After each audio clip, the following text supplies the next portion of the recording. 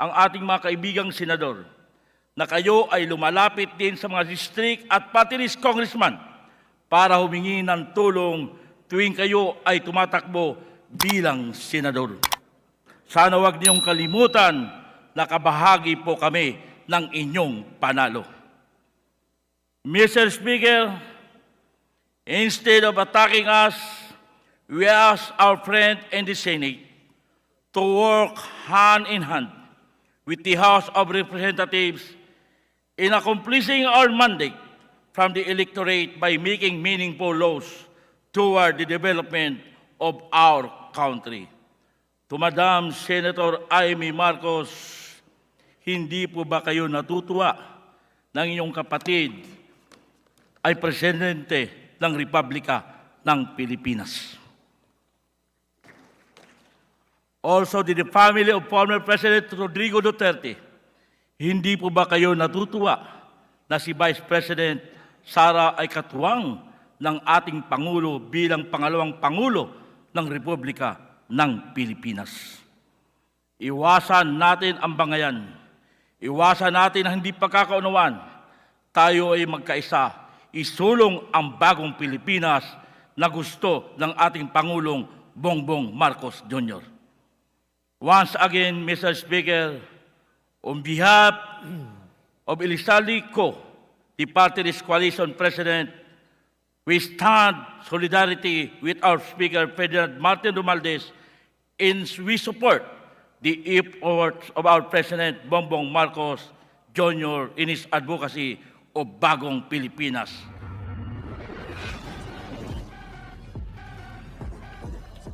A more investor-friendly and globally competitive country.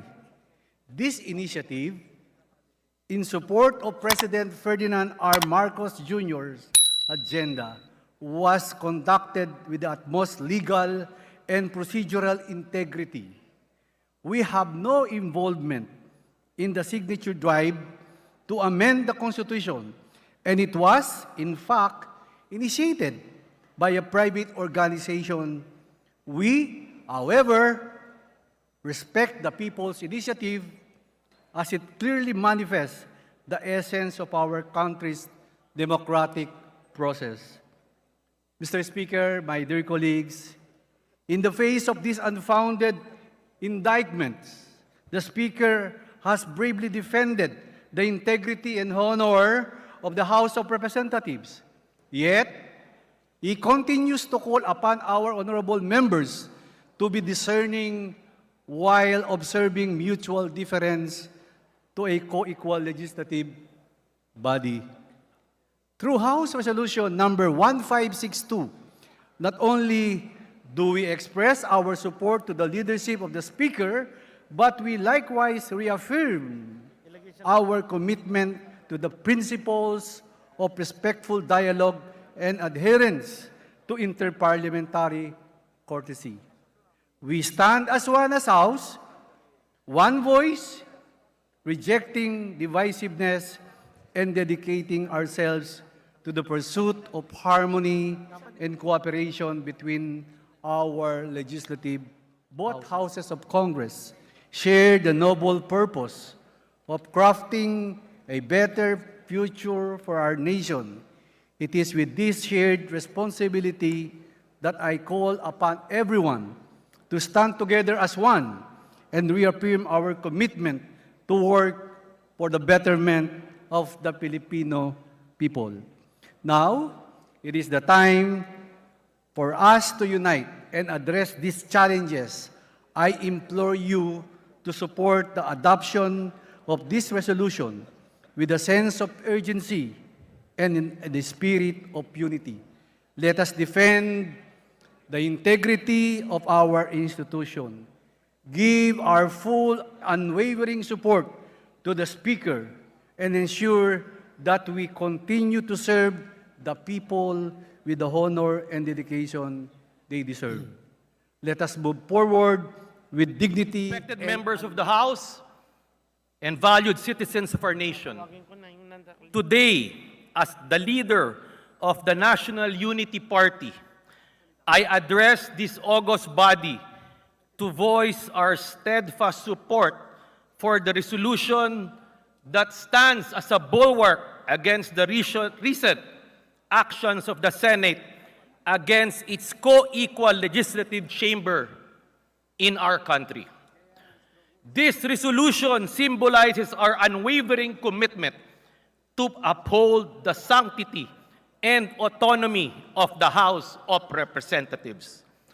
The heart of this resolution lies in the core principles of our core democratic governance as enshrined in Article 17 of our Constitution. In its pursuit of national development, in keeping with the vision of President Marcos Jr., this House, under the leadership of Speaker Martin Romualdez, has responsibly embarked on an initiative to rid our Constitution of its anachronistic economic provisions that have barred the inflows of foreign direct investments commensurate with our status as one of Asia's fastest-growing economies pre- and post-pandemic.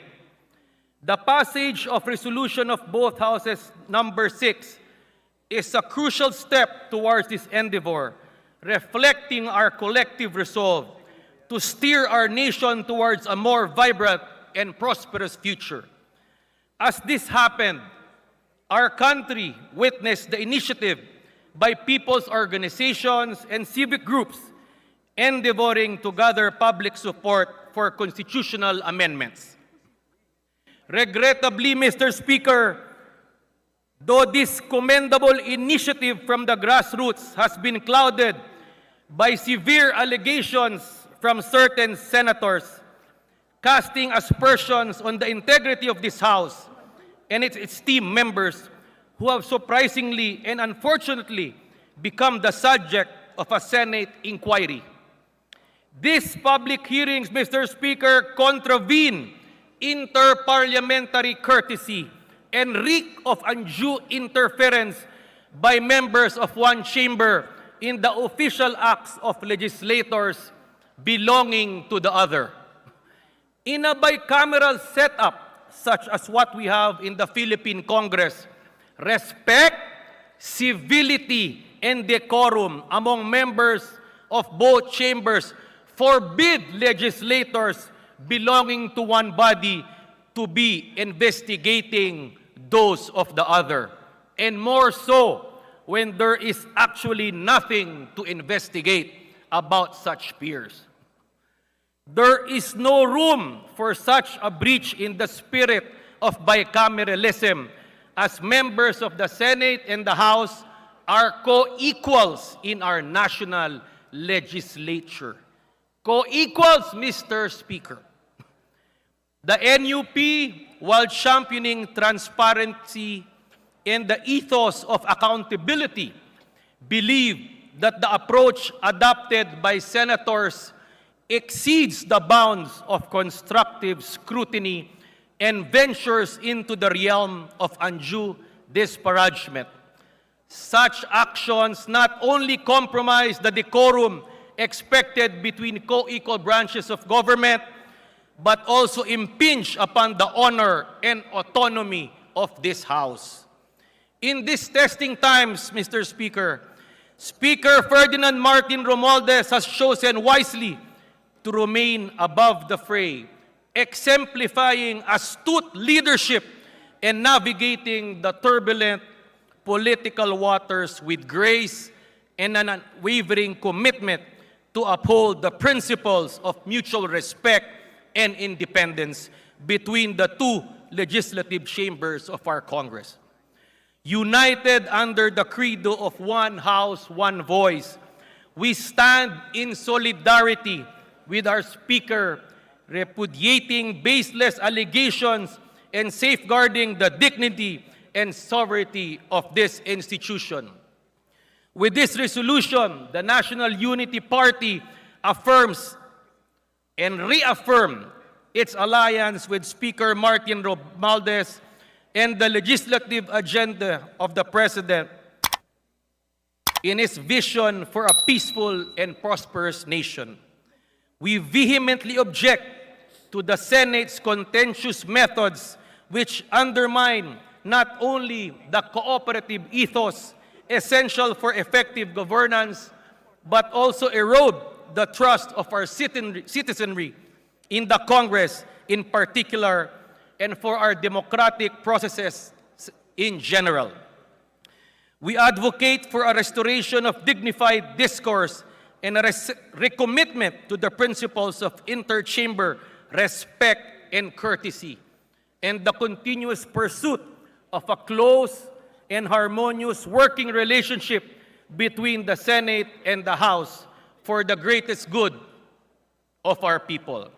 The National Unity Party wholeheartedly endorses this resolution, and we pledge to defend the independence and integrity of this House as we remain committed to the relentless quest for our nation's sustainable progress and prosperity. Maraming salamat po.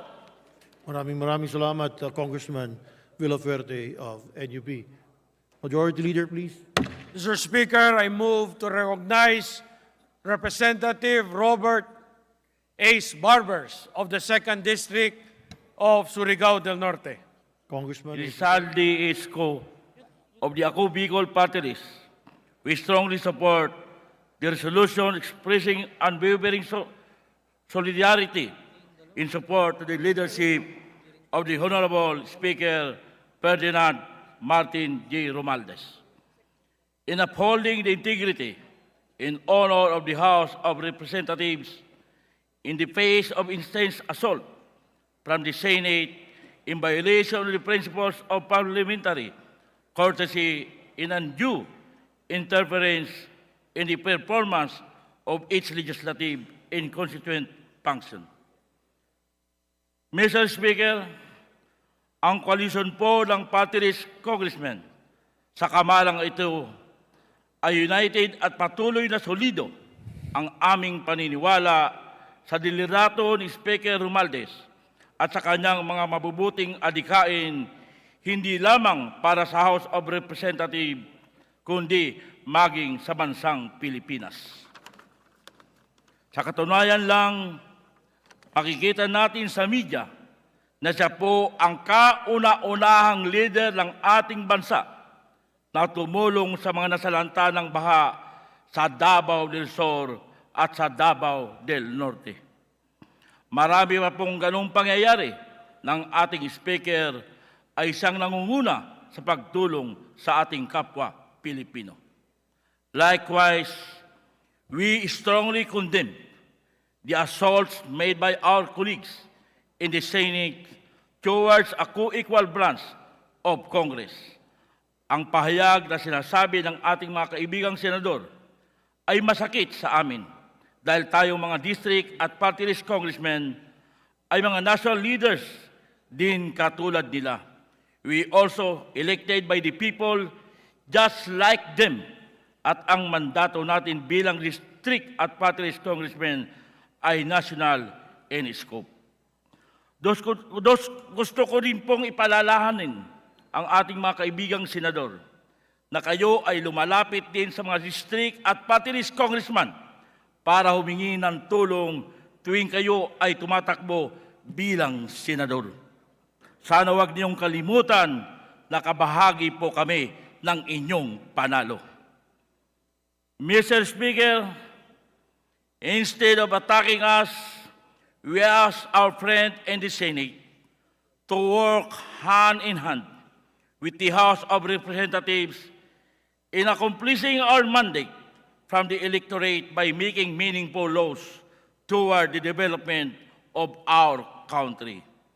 To Madam Senator Amy Marcos, hindi po ba kayo natutuwa ng inyong kapatid ay presidente ng Republika ng Pilipinas? Also, the family of former President Rodrigo Duterte, hindi po ba kayo natutuwa na si Vice President Sara ay katuwang ng ating Pangulo bilang pangalawang Pangulo ng Republika ng Pilipinas? Iwasan natin ang bangayan. Iwasan natin ang hindi pagkakaunawaan. Tayo ay magkaisa. Isulong ang bagong Pilipinas na gusto ng ating Pangulong Bongbong Marcos Jr. Once again, Mr. Speaker, on behalf of Elisali Ko, the party list coalition president, we stand solidarity with our Speaker Ferdinand Martin Romualdez and we support the Propelled by our enduring commitment to democracy, to voice our unflinching support for the resolution presented in the House of Representatives. This resolution, a testament to our democratic principles, expresses unwavering solidarity with the Honorable Speaker Ferdinand Martin G. Romualdez and upholds the integrity and honor of the House in the wake of severe criticisms from the Senate. Our Constitution, the cornerstone of our democracy, outlines the processes for its amendment. The House of Representatives, under the guidance of Speaker Romualdez, has taken steps to amend the economic provisions of the Constitution, fostering a more investor-friendly and globally competitive Philippines. This initiative, embodied in resolution of both Houses number 6, reflects our dedication to national progress. Yet, in the pursuit of these commendable goals, the House has faced malicious, imagined, and baseless accusations from some hallucinating and paranoid members of the Senate. Unfounded allegations of fraudulent initiatives and misuse of government resources have cast a shadow over the support extended by individual congressmen to the People's Initiative. However, as members of the Nacionalista Party, we believe in the importance of due process and the presumption of innocence. The disrespectful and confrontational stance adopted by the Senate not only breaches inter-parliamentary courtesy, but also undermines the integrity of our parliamentary institutions. It is our firm belief that actions taken by petitioners of the People's Initiative were in line with legal and democratic processes. The accusations leveled against the House and the Speaker, while unfairly questioning the integrity of our chamber, are seriously wanting in substance and merit to deserve any attention. The Nacionalista Party, therefore, stands in solidarity with the House of Representatives in rejecting these unfounded accusations. We advocate for the defense of the dignity and integrity of our institution and offer our full support to Speaker Martin Romualdez. In a time where cooperative governance is more crucial than ever, confrontational tactics serve only to erode public confidence and hinder our collective progress. Speaker Martin Romualdez has nothing but good intentions for the country. A leader who consults, listens, and values consensus as a tool in decision-making. A leader who always thinks of protecting the integrity and credibility of the institution and our honorable members. We call for the restoration of respectful dialogue and adherence to inter-parliamentary courtesy. It is imperative that both houses of Congress work in harmony for the betterment of our people and our nation. The spirit of cooperative governance must prevail over divisive conflicts. The Nacionalista Party remains committed to upholding the principles of democracy, the rule of law, and the sanctity of our parliamentary institutions. We support this resolution as a formal denunciation of the Senate's confrontational tactics and a reaffirmation of our collective duty to serve the people with honor, integrity, and respect for democratic processes. Thank you, Mr. Speaker. Maraming salamat, Nationalist Party through Representative Barbers. Majority Leader, please. Mr. Speaker, I move to recognize Representative Jose Pepito Alvarez of the 2nd District of Palawan for his manifestation. Congressman Jose Pepito Alvarez of the province of Palawan is recognized for your manifestation, sir. Mr. Speaker, mga kasama ko sa Kongreso, magandang hapon sa inyong lahat. Jose Alvarez po, kinatawan ng Segundo Distrito ng Palawan. I firmly stand to support Resolution 1562 and the leadership of Speaker Martin Romualdez. Thank you. Daghang salamat, Congressman Alvarez. Majority Leader. Mr. Speaker, I move to recognize Representative Florida Rida Robes of the Lone District of San Jose del Monte City for her manifestation. Representative Robes is recognized for her manifestation. Please proceed. Magandang hapon po sa ating lahat. Honorable colleagues, distinguished members of the House, and fellow citizens. As the leader of Partido Federal, I rise today to express our unequivocal support for the resolution upholding the integrity and honor of our House of Representatives, and to extend our solidarity to Speaker Ferdinand Martin Romualdez in these challenging times.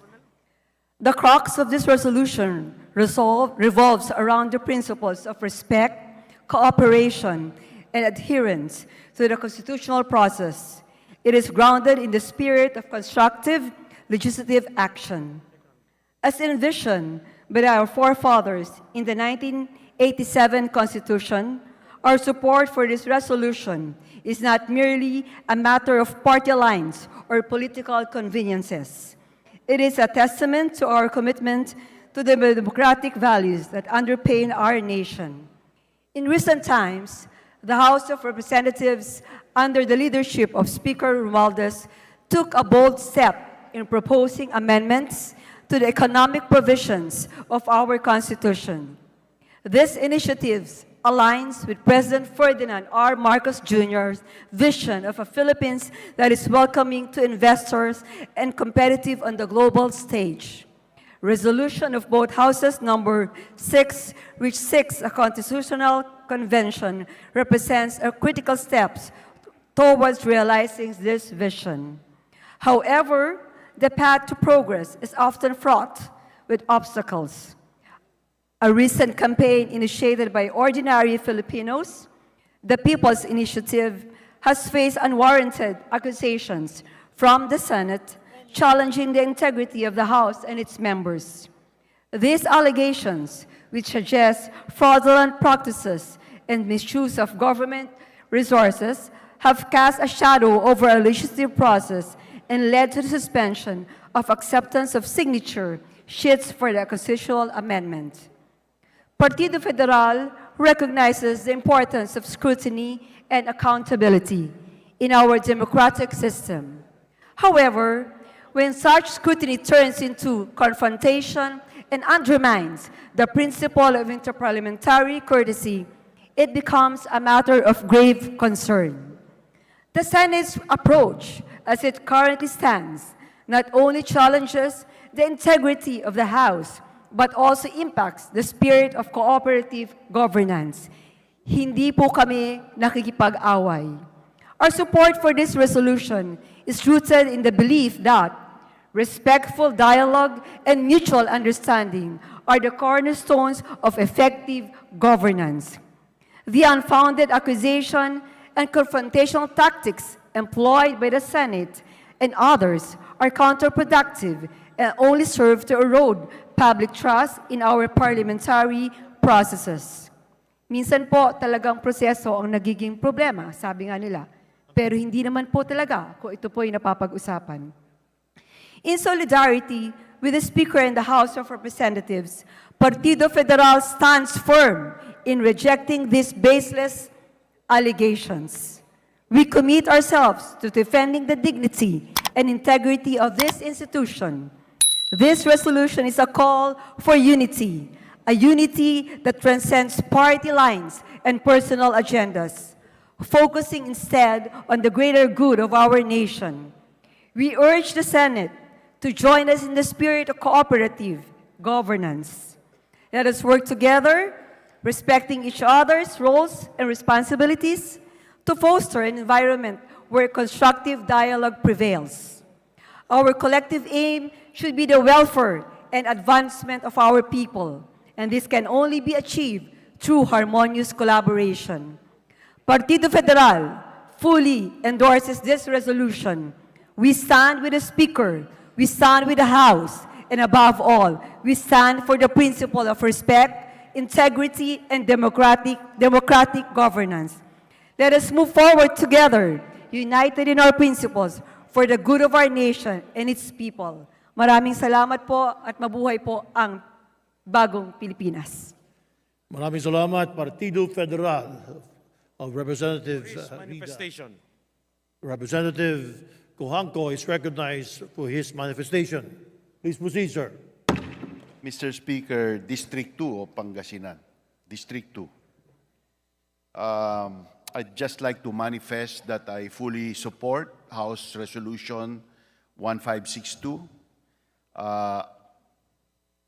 This representation finds that the Speaker has done nothing wrong, and it is a duty to try to end the constitutional ambiguity of our 1987 Constitution, Article 17, Section 1, Number 1. And it is our right as representatives to be able to express our beliefs to our constituents. I think that we have not overstepped our bounds in exercising that right. Thank you, Mr. Speaker. Maraming salamat, Representative Mark Cojanco, 2nd District of Pangasinan. Majority Leader. Mr. Speaker, I move to recognize Representative Michael John R. Duavit of the 1st District of Rizal for his manifestation. Representative Duavit is recognized for his manifestation. Please proceed, sir. Thank you, Mr. Speaker. Thank you, dear colleagues. I will keep this brief. I don't think there's much to add, except this, Every resolution we pass is a formal and official expression of this body's sentiment at any given point in time. I'm here to tell our dear colleagues that we join them in supporting this resolution, and merely to state that the sentiments expressed in this resolution are both widespread and real. Thank you, Mr. Speaker. Maraming salamat, Congressman Duavit of NPC. Majority Leader. Mr. Speaker, I move to recognize Representative Maria Alana Samantha Santos of the 3rd District of Cotabato The representative. for her manifestation.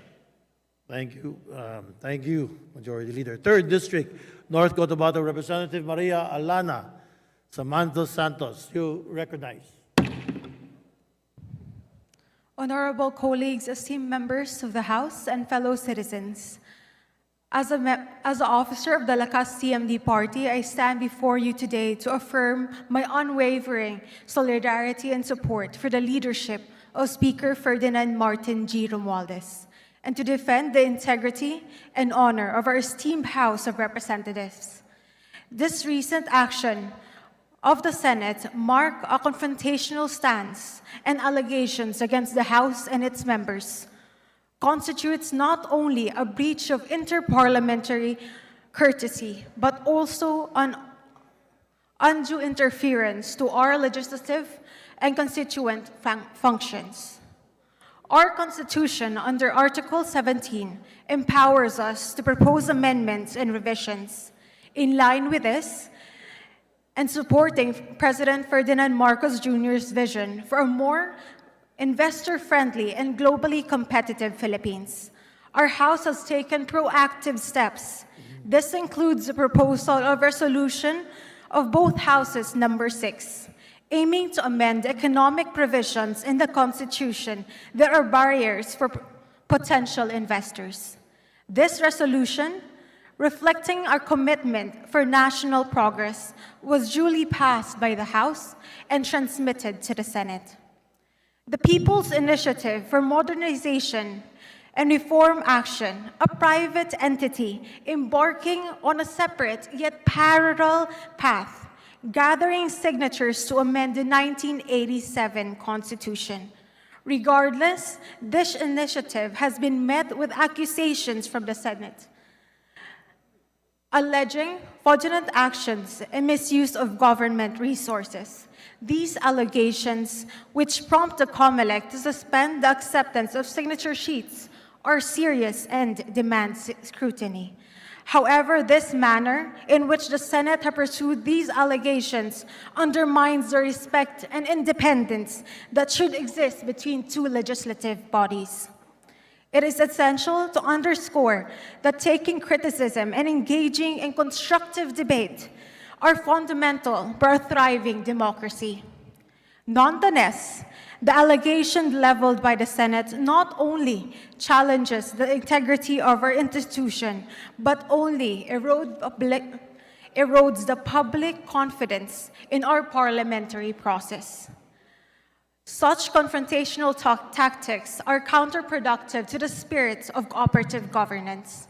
In this challenge, Speaker Romualdez has exemplified leadership by guiding us in upholding the dignity and honor of our House. This is our duty as representatives of the people to stand united in rejecting these unfounded accusations, to commit ourselves to defend the dignity and integrity of our institution. Therefore, through this resolution, authored by 283 House members, we express our firm solidarity with Speaker Romualdez and reaffirm our commitment to uphold the honor of the House. We denounce the confrontational tactics employed by the Senate, which harms the spirit of cooperative governance and shakes the public's confidence in our democratic process. We call for a return for respectful dialogue and adherence to the norms of inter-parliamentary courtesy. It is imperative that both Houses of Congress work in harmony for the betterment of our people and our nation, rather than engaging in unproductive, divisive conflict. The Lakas CMD party stands resolute in its support for the resolution, dedicated to preserving the integrity of our parliamentary institution and committed to working towards the progress of our beloved country. Thank you. Daghang salamat. Lakas, Representative